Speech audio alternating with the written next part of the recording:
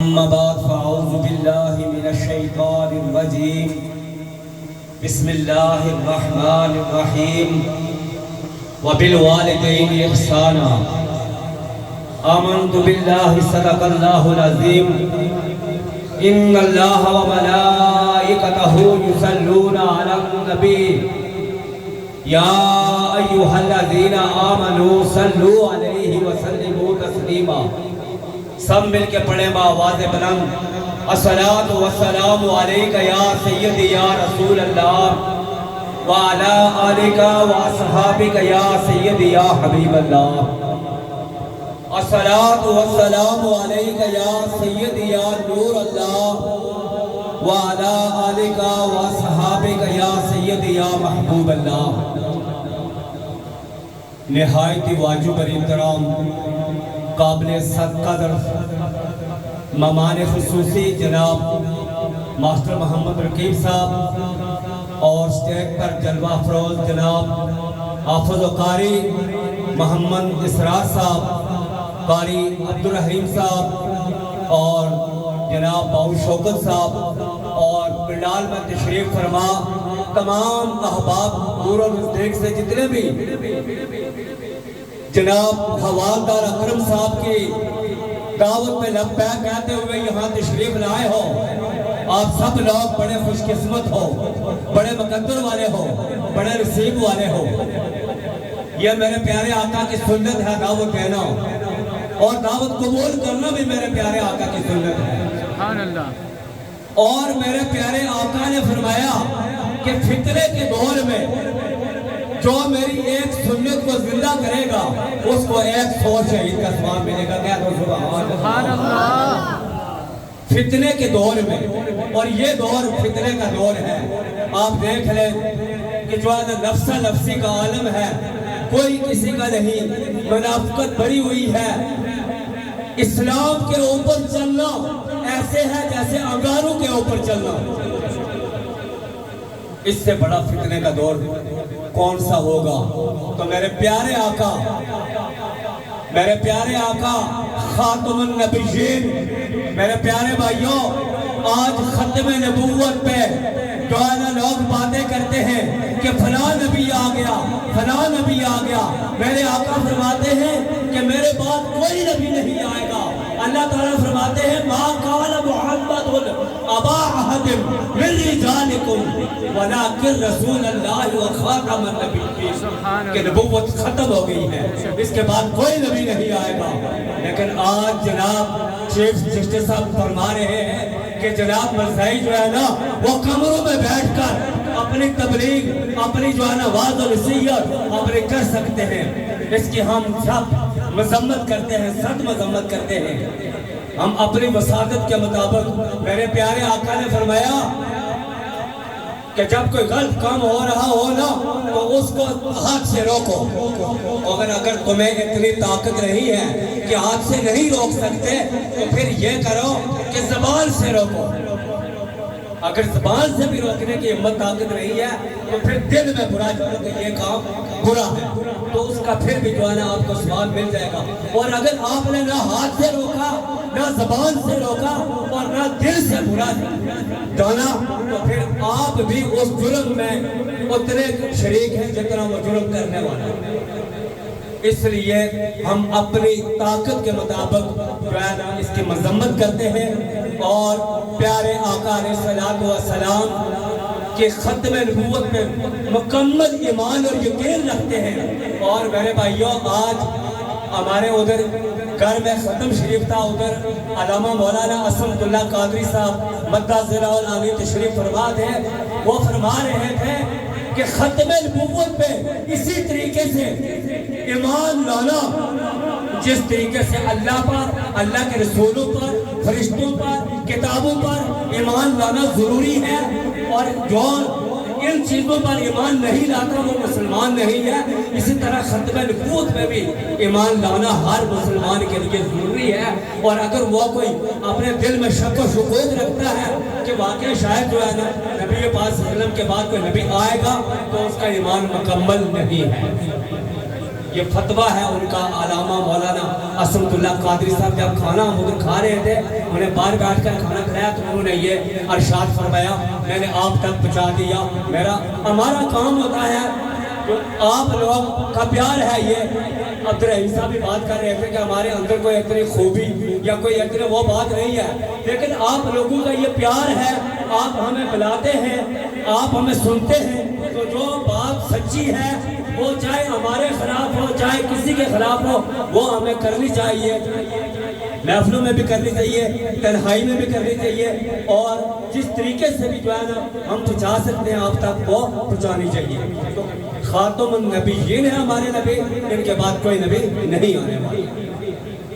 احباب ذی وقار جناب حوالدار محمد اکرم صاحب اور ان کے صاحبزادگان اور یہ پورا خاندان جو سگوار ہے ان سب کے ساتھ ہم برابر کے شریک ہیں کیونکہ یہ اچانک موت ہوئی ہے یہ اچانک بالکل جو ہے نا ایک وہ جو ہے نا گھر سے کھانا کھا کے چائے بنوائی پی کر وہ جا رہے ہیں اور اچانک یہ موت ہے یہ جو اچانک موت ہوتی ہے نا اس کے لیے میں ایک آپ کو خوشخبری سنا دوں یہ جو اچانک موت ہوتی ہے یہ شہادت کی موت ہوتی ہے اور شہادت کی موت جو ہے نا یہ بہت افضل اور اعلیٰ موت ہے شہادت کی موت جو ہے وہ ایسی ہے کہ ہمیں ہمیشہ جو ہے نا اپنے محفلوں میں نماز کے بعد کوئی اچھا کام کرے تو اس کے بعد ہمیں اپنی موت کی شہادت کی دعا کرنی چاہیے کہ یا اللہ عزت کی زندگی عطا فرما اور شہادت کی موت عطا فرما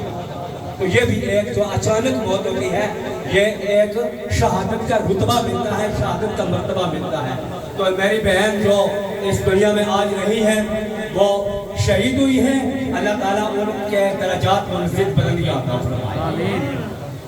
اور سوگوار جو خاندان ہے اللہ رب العزت ان کو صبر جمیل عطا فرمائے اور صبر جمیل پہ اجر عظیم عطا فرمائے احباب ذی وقار میں آپ سے گزارش کرتا چلوں کہ آپ لوگ خوش قسمت ہیں بڑے مقدروں والے ہیں وہ آپ یہ ویسے نہ سمجھے کہ یہ شعر ویسے نہیں ہے جو شعر لکھتے ہیں نا شاعر وہ بڑا نچوڑ نکال کار قرآن و حدیث یہ ہوتی ہے یہ جو اشعار ہوتے ہیں میاں محمد بخش صاحب کا کلام ہے اور جو بھی جس طریقے کے بھی شعر ہے اب رقیب صاحب یہ ہمیں سنائیں گے ماشاءاللہ کہ یہ سب قرآن و حدیث کا نچوڑ نکال کر جو ہے نا یہ شعر لکھتے ہیں تو ان کی بڑی فضیلت ہوتی ہے بڑی اہمیت ہوتی ہے ان کا بڑا مقام ہوتا ہے یہ اشعار جو ہے یہ ویسے نہیں کہہ دیے جاتے تو یہ بات ویسے کسی شاعر نے نہیں کہہ دی کہ محبوب کی محفل کو محبوب سجاتے ہیں آتے ہیں وہی جن کو سرکار بلاتے ہیں وہ لوگ خدا چاہے قسمت کے سکندر ہیں جو سرور عالم کا میلاد مناتے ہیں سبحان اللہ آپ لوگ خوش قسمت ہیں واقعہ خوش قسمت ہیں یہ رات کی گھڑیوں عشاء کی نماز پڑھ کر قرآن مجید کی تلاوت آپ نے کی ماشاءاللہ جہاں پہ قرآن مجید کی تلاوت کی جاتی ہے وہاں اللہ تعالیٰ کی رحمت کا نزول ہوتا ہے میرے پیارے آقا مسجد نبی میں تشریف لے جاتے ہیں وہاں دیکھتے ہیں کہ 3 قسم کی محافل جو ہے نا وہ لگی ہوئی ہے ایک محفل ہے جو نوافل پڑھ رہے ہیں لوگ اور دوسری محفل ہے جو ذکر و اذکار کر رہے ہیں اور تیسری محفل ہے جہاں پہ وعظ و نصیحت ہو رہی ہے اور آپ صلی اللہ تعالیٰ علیہ وسلم نے وعظ و نصیحت والی محفل کو پسند فرمایا اور وہاں جا کے بیٹھ گئے یہاں پہ دیکھیں ابھی قرآن خوانی بھی ہوئی ہے ماشاءاللہ ذکر اذکار بھی ہوا ہے اور ابھی وعظ و نصیحت کی محفل بھی سج گئی ہے تو یہ جو ہے نا آپ خوش قسمت ہے کہ جس چیز کو پیارے آقا نے پسند فرمایا وہ چیز آپ اس کا انکار کر رہے ہیں آپ خوش قسمت ہیں جو اہل خانہ والے ہیں آپ خوش قسمت ہیں آپ نے اس چیز کا اہتمام کیا ایک دعوت دی سنت کو پورا کیا ہم آپ تمام لوگ جو ہیں آپ نے دعوت کو قبول کیا اور یہاں تشریف لائے آپ نے بھی سنت کے اوپر عمل کیا آپ بھی خوش قسمت ہیں اہل خانہ بھی خوش قسمت ہے اور ہم سب خوش قسمت ہیں تو یہ جو ہے نا یہ محفل جو ہے یہ فرشتوں نے گھیری ہوئی ہے اور میرے آقا اس محفل کو ملاحظہ فرما رہے ہیں یہ میرا ایمان ہے، یقین سے میں کہہ رہا ہوں۔ علماء کرام بیٹھے ہوئے ہیں اور یہ بات جو ہے نا یہ سن رہے ہیں آگے پیچھے بھی، یہ ناؤ پروگرام جا رہا ہے ماشاءاللہ، یہ دنیا میں لوگ دیکھ رہے ہیں۔ تو یہ میں بڑے وثوق سے یہ بات کہتا ہوں کہ جو ہے نا آپ لوگ خوش قسمت ہیں اور آقا علیہ السلام اپنے محفل میں تشریف لاتے ہیں۔ سنا ہے آپ ہر محفل میں تشریف لاتے ہیں، میرے گھر میں بھی ہو جائے چراغاں یا رسول اللہ۔ سبحان اللہ۔ آپ تشریف فرما ہیں ماشاءاللہ، آپ کتنے خوش قسمت ہیں، کتنے خوش قسمت ہیں آپ۔ فرشتے جب جا کر رپورٹ دیتے ہیں نا، فرشتے دن میں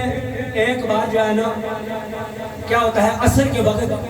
بدلی ہوتی ہے، فرشتوں جو پہلے آئے ہوتے ہیں نا وہ جاتے ہیں اللہ تعالیٰ کو رپورٹ دیتے ہیں کہ یہ کام جو ہے نا یہ فلاں محلے میں فلاں وہاں پہ جو ہے نا فلاں ذکر کر رہا تھا، فلاں نماز پڑھ رہا تھا، فلاں نے یہ کام کیا، فلاں نے یہ کام کیا۔ تو جو ہے نا وہ فرشتے جب بتاتے ہیں نا کہ گیاتر کے مقام پر، بالا کوٹ کے مقام پر ایک محفل سجی تھی اور اس محفل میں جو ہے نا کچھ لوگ بیٹھے تھے، کچھ اللہ کا ذکر سنا رہے تھے اور کچھ سن رہے تھے، تو اللہ تعالیٰ فرمائے گا میرے فرشتوں تم گواہ رہنا کہ میں ان سب کو میں نے انہیں بخش دیا۔ سبحان اللہ۔ تو پھر فرشتے عرض کرتے ہیں کہ یا اللہ وہاں کچھ لوگ جو ہے نا وہ اس محفل کو باقاعدہ سننے کے لیے نہیں آئے تھے، صرف وہاں سے گزر رہے تھے، تو ان کے کانوں میں آواز پڑی تو وہ جو ہے نا وہاں کھڑے ہو گئے کچھ تھے اور انہوں نے محفل کو سنا۔ ان کے لیے کیا حکم ہے؟ اللہ تعالیٰ فرمائے گا میرے فرشتوں میری رحمت جو ہے نا بہت زیادہ ہے، میری رحمت بہت زیادہ ہے، میں نے ان کو بھی بخش دیا۔ پھر فرشتے عرض کریں گے کہ یا اللہ کچھ لوگ ایسے تھے جو اپنے کام کے لیے جو ہے نا اپنے کسی مطلب کے لیے وہاں بیٹھے ہوئے تھے، اپنا مطلب نکالنا چاہتے تھے، تو ان کے لیے کیا حکم ہے؟ تو اللہ تعالیٰ ارشاد فرمائے گا کہ میرے فرشتوں میں نے کہا تھا کہ میری رحمت بہت زیادہ ہے، میں نے ان کو بھی بخش دیا۔ سبحان اللہ۔ سامعین ذی وقار، واقعہ آپ خوش قسمت ہیں یا نہیں؟ بہت خوش قسمت ہے ماشاءاللہ، آپ خوش قسمت ہیں، آپ نے سنت پہ عمل کیا، قرآن خوانی کی، ابھی محفل سن رہے ہیں۔ اللہ رب العزت آپ کی یہ حاضری قبول فرمائے۔ میں نے آپ کے سامنے قرآن مجید فرقان حمید سے آیت مبارکہ تلاوت کی تھی، وَبِالْوَالِدَيْنِ إِحْسَانًا، کہ اپنے والدین کے ساتھ حسن سلوک کے ساتھ پیش آؤ۔ والدین کی بڑی قدر ہے، والدین بڑی عظیم